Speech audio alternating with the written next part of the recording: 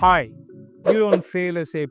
Rather, SAP fails you if you don't do it right. Hi there, my name is Raman. I'm from a company called Emerging Alliance, a certified SAP channel partner who has been in business since 2010. In my experience of working with more than 500 plus companies in the last 15 years, I have come up with a lot of SAP implementations in which I had both experience of successful implementations and even some failures. In all these implementations, I have seen brilliant strategies, phenomenal teamwork, and exceptional leaders fail miserably in implementing SAP just because of the 6 mistakes that I'm going to explain in detail in this video. So, I'm going to walk you through 6 critical reasons why companies get SAP wrong, and more importantly, how to get it right. Mistake number 1: no clear business case for SAP implementation. Now, what do I mean here? Many companies implement SAP because they think it's a standard. Now, they've grown beyond a size, they want a software like SAP. Or the neighbor or competitor has done SAP, so we also have to do SAP. Or someone said they heard it in a trade fair and they want to implement SAP. No, no, no. Now, these are not reasons for which you implement SAP. Please note, without a very clear-cut business case, SAP becomes a very expensive and deadly IT project and not a business transformation project. The corrective action for this is start with an ROI-driven business case. What are your pain points? Start listing them. See if SAP can sort those pain points. And if those pain points can be sorted out, what are the returns that you would get? Sum those returns and see if they match to the cost of implementing SAP. Some of the global best practices for avoiding this mistake are: run a business process diagnostics before scoping for SAP. Ensure sign-offs, or you make sure that you take into confidence all the business verticals and department heads before you proceed to implementing SAP. Mistake number 2: not involving business users early in the SAP implementation cycle. In most of the companies where SAP fail, SAP implementation is a IT department led project, which definitely is a fiasco or a biggest mistake. If IT department leads everything in SAP implementation projects, then business users do get involved only in a stage called UAT, user acceptance testing.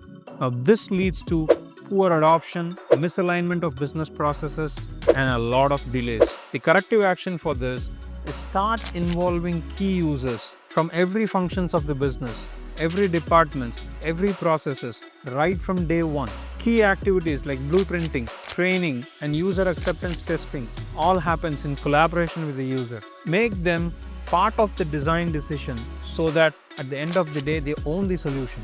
Some of the best practices: appoint business champions for each vertical or departments. Conduct workshops, IT and business users workshops. Use process simulations for fit gap analysis. Mistake number 3, and one of the key reasons for SAP failure globally.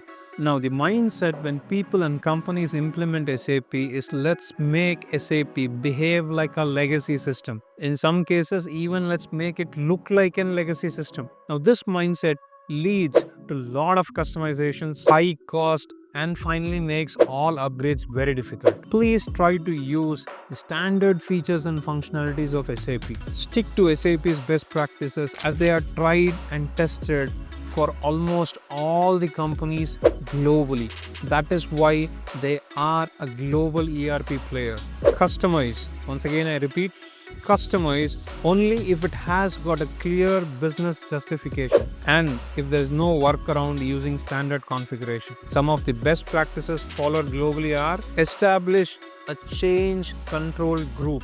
Now, this group will ensure that all the change requests or all the customization requests coming from various users is validated, and only if it is a necessary or mandatory, then that customization should be approved. If customizations are kept open, then all users would want to customize it to their whims and fancies, and finally customizations would ruin SAP implementation. One of the best global practices that I remember is implement the 80-20 principle, which is 80% SAP standard features and functionalities and 20% customizations are allowed. Mistake number 4: ignoring change management. Now, if you ask me, one of the dangerous elements which needs to be addressed or which a company needs to be very cautious of is the change management. For some reasons, companies globally expect users to magically adopt and adapt to SAP. Well, the result: frustrated staff, low productivity, and finally, a failed go live. Let's see what is the corrective action. Build a clear cut change management strategy. Focus on processes and people where there would be resistance to change. Make sure these people who manage the processes are counseled or agreed upon. Training, and training. Make sure all the users are trained very well. Keep a strong internal communication when an implementation like SAP happens, telling people what is coming, what are changing, and stuff like that. Doing all these things, make sure that the information is sent to the relevant people and they feel confident of what's coming next. Some of the best practices followed globally. Number one, appoint a change manager. Now, he doesn't have to be a full-time employee. One of your regular employees can be made a change manager. His job is to do the corrective actions that I just suggested. Second thing, set up an internal SAP learning hub for the staff. The hub might have trainers, video manuals, physical paper-based manuals, whatever help required for each user to learn. Make sure that you celebrate early wins and spotlight all the success story during the implementation. Now, this will boost the morale and motivate employees to use more and more of SAP. The fifth mistake is choosing the wrong implementation partner. When it comes to SAP implementation, 8 out of 10 companies make this mistake. They choose cost over quality. Please remember, SAP implementation is an investment and not a cost.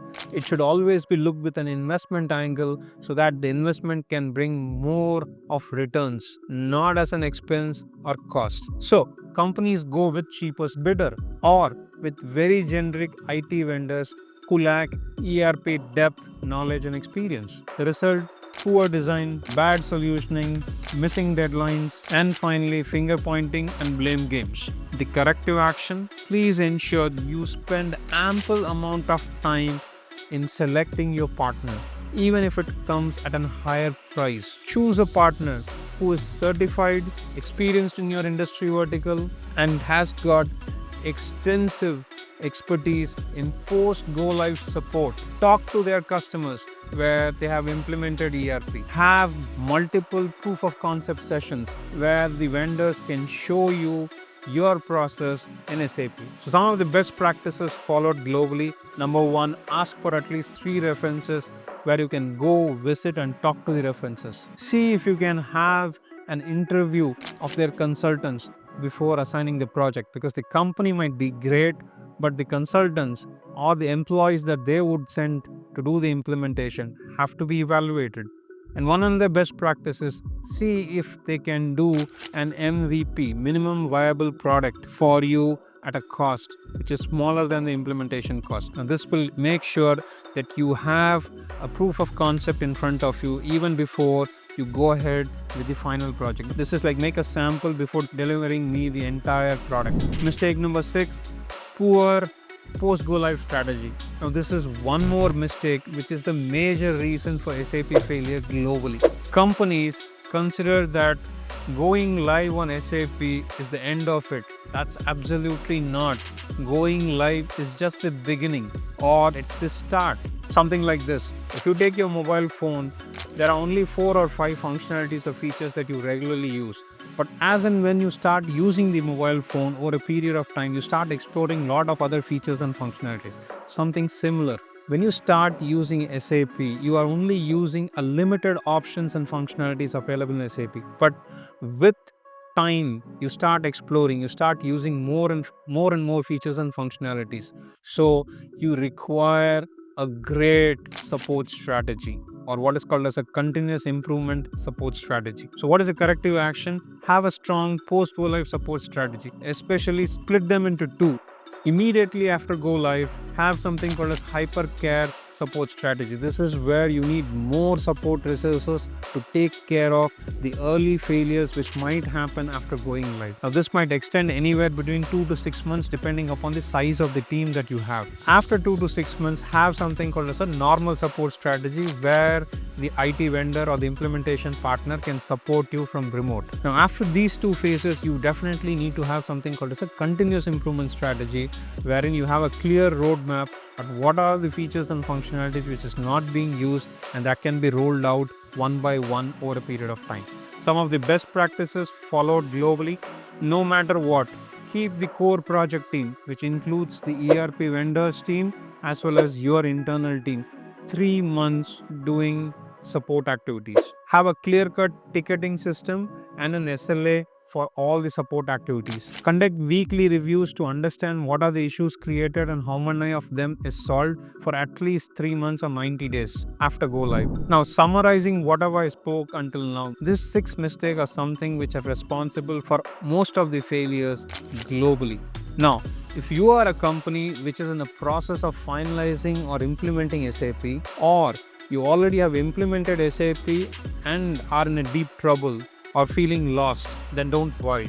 The mistakes that I shared are very common, but they are preventable. My team and I have helped thousands of companies across various industry verticals like trading and distribution, manufacturing and processing, projects and services, insurance and finance industry verticals have recovered, realigned, and thrived with SAP. Drop a comment or DM or book a discovery call with us. We'll be more than happy in having a one-on-one meeting with you. Let's make SAP work for your business and not against you. Thank you.